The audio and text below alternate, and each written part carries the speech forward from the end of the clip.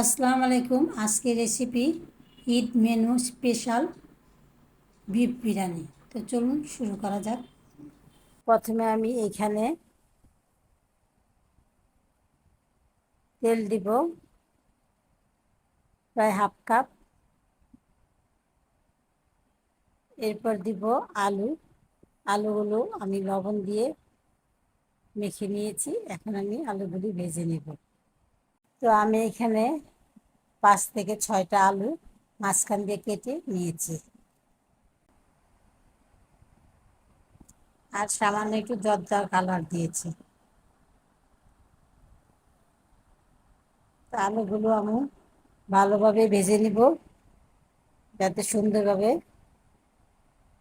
ভাজা হয় আর কালারটা সুন্দর দেখা যায়। তো আলুগুলো ভাজা হয়ে গিয়েছে।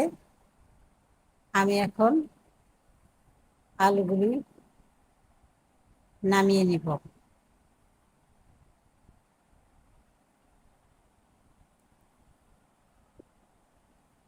এরপর আমি এখানে পেঁয়াজ দিব 1 কাপের মতন।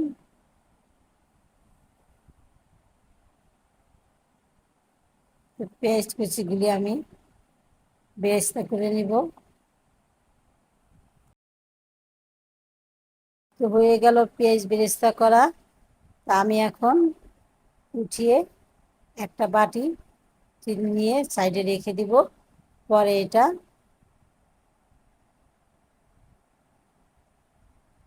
ব্যবহার করব বা দিব।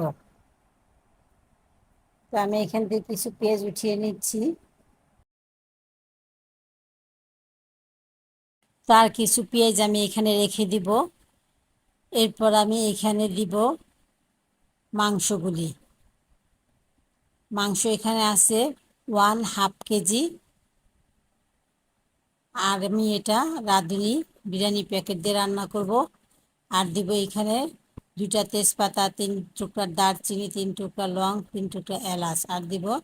এরপর দিব রাঁধুনি বিরিয়ানি মশলা 1/2 প্যাকেট দিব। 1 টিস্পুন ধনিয়ার গুঁড়া, 1 টিস্পুন জিরা গুঁড়া, 1 টিস্পুন মরিচ গুঁড়া, স্বাদ অনুযায়ী লবণ, 1 টিস্পুন রসুন বাটা, 1/2 টিস্পুন আদা বাটা আর দিব 1/4 কাপ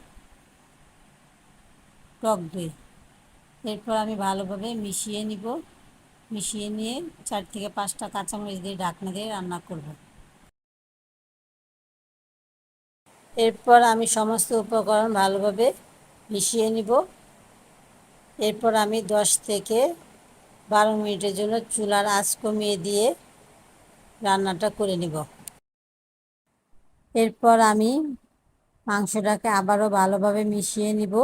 আর মাংস থেকে যে পানিটা উঠেছে সেই পানিটা দিয়ে আমি আরও 6 থেকে 7 মিনিট রান্নাটা করে নিব।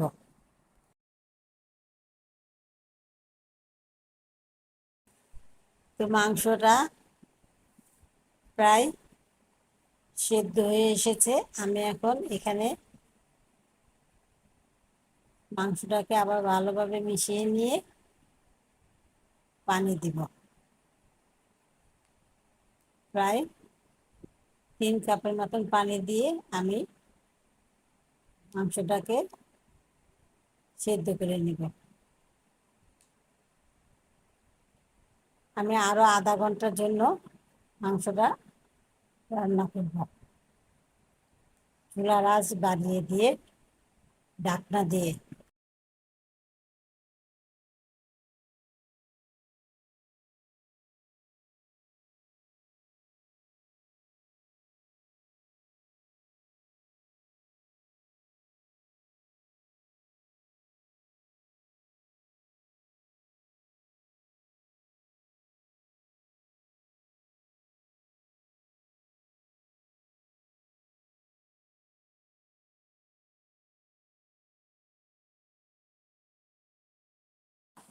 তো মাংসটা হয়ে এসেছে। আমি এই ঝোলটা শুকানো পর্যন্ত রান্না করে নিব। এই জন্য আমি আরও 10 মিনিটের জন্য রান্নাটা করে নিব ঢাকনা দিয়ে।